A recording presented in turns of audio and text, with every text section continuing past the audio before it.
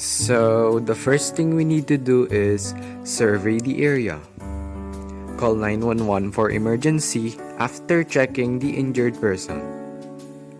Remove the obstacles on top of the victim, and if the casualty has suffered a broken bone or fracture, you will need to immobilize the injury by splinting it. Immobilizing the broken bone will provide support and keep it in place so the injury doesn't get worse.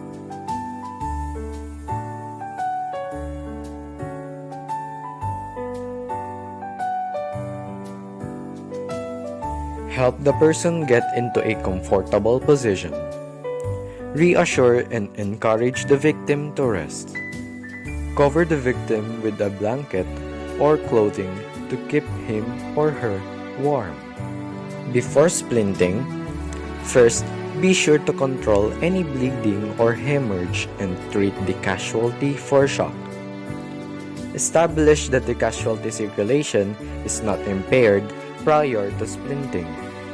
If the victim is bleeding, elevate and apply pressure to the wound using a sterile bandage, a clean cloth, or a clean piece of clothing. Begin by exposing the side of the fracture.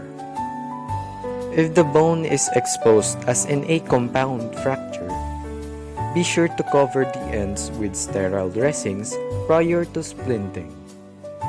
Splint the fracture in the position that it is found. The splint can be any sturdy, straight piece or solid material that will support, stabilize, and immobilize the injured limb. Pat the splint at any bony prominences such as the elbow, wrist, or ankle. Immobilize the splint above and below the fracture. Reassess circulation after the splint is secured.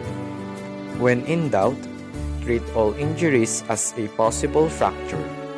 Evacuate the casualty if needed and seek proper medical attention.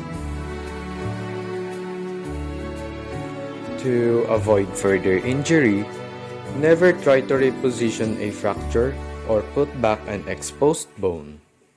Only properly trained medical professionals should readjust the injury.